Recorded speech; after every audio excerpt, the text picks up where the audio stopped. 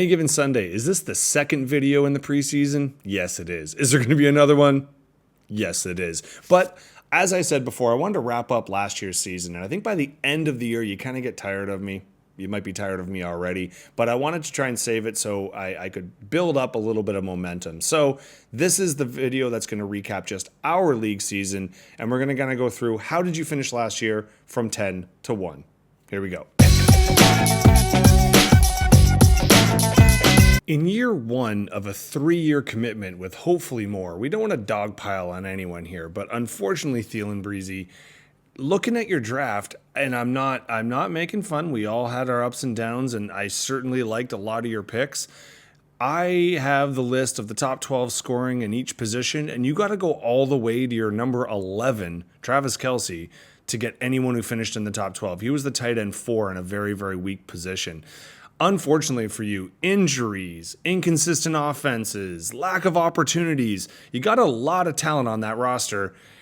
It just didn't really look like it. And I'd say the other kind of point is I swing over here. You did make a lot of waiver wire moves. I'm just going to throw it out there. I know specifically a few people were trying to get you on the trading block. You weren't always as keen to engage that way. So hopefully next year it's something you think about because, again, you got a lot of talent on the roster. A lot of players, if given the opportunity, and if they don't get hurt, could be a total turnaround year. So wishing you good luck in year 2. Man, you just had all of the bad luck in year 1. Now, if anyone wants to throw that straight back at me and say, didn't you just finish 9th and only really kind of just beat him, not by that much, in the toilet bowl? Yes, I did. Did I also potentially drop some people I shouldn't have dropped? Yes, I did. I'm looking at you, Colson Loveland. But if you take a look at my roster, I did actually have not a bad puncher's chance. I certainly went a little Leonardo DiCaprio, went a little young, and I don't know if that really panned out. I'm looking at you, Trayvon, and a few of my picks down low. Also dropping Luther Burden, not my greatest move. But you know what? They didn't start off great, and I had to make some moves. Speaking of making moves, part of the reason why I was down here is 2 of my top 3 here got shipped out, including JSN, who was definitely my best player.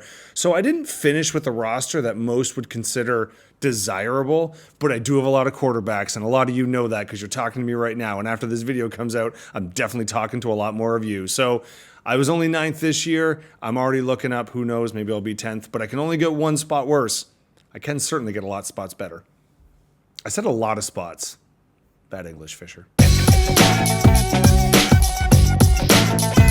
Motor City dudes, if you take a look at that roster, there's a lot of talent there. The problem is on top. I mean, CMC was the running back 1, but he didn't finish with your team. Jaden Daniels was definitely the kick in the pants. Most people, I don't know most people, I shouldn't say that. A lot of people would have taken him 3 in a super flex keeper startup. Then he got hurt. Now he's come back this year, so best of luck to you on that one. But a lot of your later picks actually saved you a bit more, and you still could have had you still did have a good season, but could have been even better with a little bit more luck. Caleb was the quarterback 6. Devontae Adams was the wide receiver 9. But actually, even further down, there is the big steal. I mean, weirdly enough, had you kept Dallas, he was the tight end 3, but tight ends didn't do a whole lot. Matthew Stafford as the QB2 that late in a super flex was pretty phenomenal. He ended up starting and kind of taking away some of the pressure that Jaden Daniels had. Unfortunately for you, I think just that kind of depth, dropping some of the guys and just having the weeks when they had those weeks. Kyle Pitts did finish with a great, I mean, he was actually the tight end 2. Can you believe that? But he kind of had a blank on that last week when you really needed him to cinch that consolation final and get control of the first pick. So that didn't really work out for you. Now, who did that work out for? We're going to take a look in just a second. With our number 1 overall pick in this keeper league of all time, it's always going to go down as Josh Allen, and he finished as QB1. So I guess, Jake, you guessed right. Not so much in the 2nd, 3rd round, though, or really in the 4th. AJ, although credit to AJ Brown, somehow he managed to be wide receiver 12, even with that inconsistent play. But then after that, you do bust out Chase Brown. That was a great pick. He was the running back 8. And if we look down here, maybe in this middle part, we got Pickens, which was the wide receiver 5, so huge pick there. Olave was actually 6, so we had kind of back-to-back picks, and they were back-to-back, and they finished back-to-back. But then we take a look at some of the moves that were made, some of the things he tried to manage with. Yes, he fell victim. We've all been in the Taysom Hill part of our fantasy careers where we have to try and throw him in. Realistically, this could have been even better if someone like, BTJ would have done anything. But I say this often, so I'm gonna start now and keep going. Only 2 people get to finish off the year with 2 consecutive victories. We have our champion and our consolation champion. So Jake, I know consolation was not what you were looking for, but you did get control of what pick you wanted first, which is a pretty decent advantage. It's not like this was blowing the barns off. You certainly weren't predicted to win, and Taysom Hill got you a bagel in the end, but don't worry, his huge tight end only got him 2 point something. So really it was kind of Olave and CJ Stroud randomly enough that helped you out. And of course your boy Josh did what he needed to do. So consolation championship for you, Jake, but you did miss out on the playoffs. Now, who didn't miss out on the playoffs, but maybe, I don't know if they wish they would. There is a slight advantage of getting that pick 7. Plus, you get your pants kicked. If you finish 6th, you lost your last 2 games, and that just doesn't feel great. What does feel great is having Bijan Robinson, probably, I'm assuming, being a keeper for you since he was a running back 3 and one of the best running backs in the game. You got Amon-Ra, also the wide receiver 3. Brock Bowers, who could have done a lot better. I mean, with his season, the injury laden, he still finished tight end 9. And if you look down here, you're going to have some picks here. People like Trevor Lawrence did quite good. In fact, his last run when you needed him the most, especially it would have been in the playoffs had you made it that extra week. Because the 5-6 game is the only one that finishes early. If you remember, he finished as the quarterback 4. Now, the team you ended up with, there we are. I think the quarterback depth, too, having Herbert as 10. Unfortunately, you took a Jet, and that's your fault. You know about taking Jets. We've talked about this. He didn't really help you out so much not finishing, and it really just came down to depth and week by week. I mean, you were someone who was at the top of the heap. Remember, you started off undefeated for quite some time, and then you just kind of had that lulls in between, and you just couldn't come up with it when you needed to in the quarters, hence you finishing 6th. For Kevin, it was in fact the house of Gibbs, and Gibbs is not only, I'm assuming, a keeper, but you're running back 4 on the year.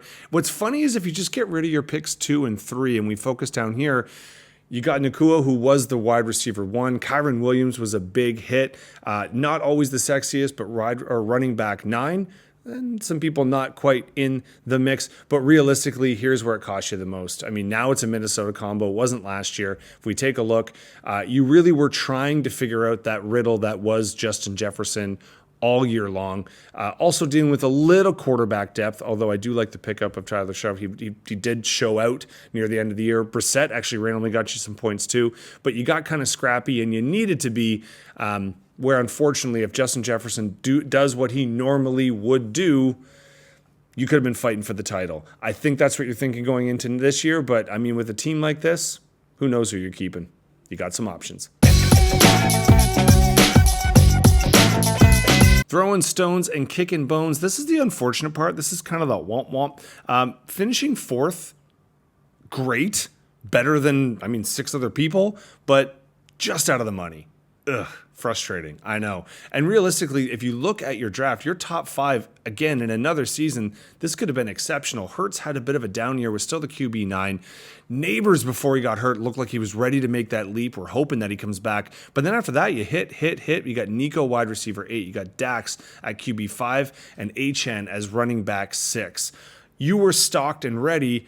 Unfortunately, it was the depth that got you. You didn't have any bells rung later on in the draft. Not massive misses. And obviously, you made some deals. And in fact, I think the one that I thought was going to put you into that final and almost did, Michael Wilson, was a huge waiver wire pickup.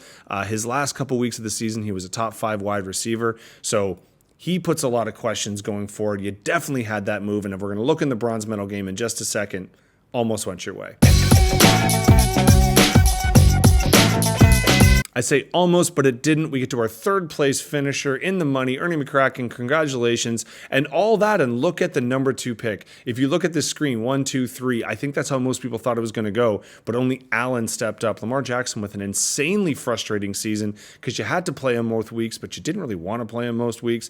Baker Mayfield was kind of your savior there. He did ring the bell and the top 12 as the 12th quarterback. Derrick Henry, no one wants to take him in a keeper, but he just keeps coming back every year, and in this case, he was the running back 7, so not so shabby. I'd say you're kind of mini first 4 round, I'd say steal the running back 2 in Taylor, but he looked like the running back 1. If you remember, Ernie McCracken got out to a huge lead here, pumped the first few weeks out, and then had a few issues in between, and then obviously fell in the semifinal, which kind of cost you. You definitely made some moves, though, as we can see through here, finishing with Kirk Cousins. I'm not even laughing. It's just, it's so funny in fantasy by the end here. You just do what you need to do to duct tape it over the finish line, and you kind of did.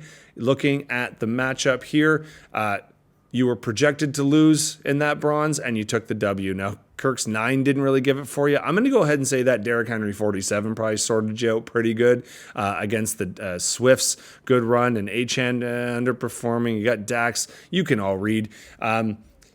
Very rare to see some bagels and some low scores and then get this result, but that's just what happens when you score near 50 in a game that matters the most. So congratulations, Ernie, finishing in the money in the first year and looking like you're going to have a couple keepers that are definitely worth keeping coming into year 2. Speaking of having a few keepers and definitely making more than a few deals, Van Buren boys, Jim, you actually dealt me your first round pick, but I gave you someone who I think was an equivalent, so I think we worked it out. Anyway, I think your roster, if you take a look, you did actually have a fair bit of bad luck and injury-related issues. So the fact that you were in our final probably pays testament, and everyone in the league should pay attention to this, is you're a guy who likes to make a lot of moves, right? Not just add drops, trades. You're always going to be up in there. Now, someone who did not get traded from your team, Drake May, was the QB3 and one of the bigger steals, I would say, in our top 4, especially for a super flex. If we take a look, Malik Willis did make an appearance in our finals, but there's JSN, the guy dealt your way with Barkley. You had a lot of solid players. You definitely had weeks where you were off, but you had the studs and the talent to have those big weeks when you needed them. I'll be very interested to see if you end up making a deal or two in the offseason, and certainly interested to see who ends up coming out in your roster. Some of the guys, I don't know if I mentioned, but JSM was the wide receiver 2 at the end of the year. Drake May, I already mentioned him. People like even Dallas Goedert, though, was a tight end 3. So you're not like ringing the bells on all positions, but you're just holding your own, making the crafty moves, and week by week, always making yourself a wily matchup. Congratulations on the second place. But now on to our champion. Paul, I think we all can agree it was more than a pretty good team. Now, just taking a look at your top 5 picks, you did set yourself up for success, even though you had a little bit of injury concerns. Now, with Jamar Chase, the injury concern wasn't necessarily him, but his QB. He still finished with the wide receiver 4 label. Mahomes was a top 10 quarterback, and then he got hurt, but he still was number 11. Brock Purdy didn't look as good and certainly had an up and down season injury-wise, but was 14, 15, 16, I should say weeks 14, 15, 16. Him and Trevor Lawrence were definitely studs. But then you got McBride, who was by far the tight end 1, not even close, and then James Cook as the 5th best running back on the year. Now, if we take a look at your roster, a pretty significant name pops up in CMC. He was the running back 1. Chase Brown was the running back 8 on the year, and you had some people added, dropped. We can go over that all we want, but let's just take a look at our final. Now, I love to complain about fantasy, and I always think low-key, maybe if this would have gone differently, that could have gone differently, maybe my guys would have stepped up. But I think when you look at a final, you just want to make sure it's not completely fluky. Jim was the only one within 50 of Paul if we look at all the scores in that last week. So if someone's going to come out and just thump, might as well have been our champion. Not much we can say about that other than congratulations. And like I said, Purdy had a huge week for you. You had a few of your studs step up. That's all you really needed. Coming into this year, too, you present one of the more interesting selection topics, but we'll save that for the offseason. Right now, it's just about honoring last season, which means honoring you, Paul, as our first champion. Congratulations.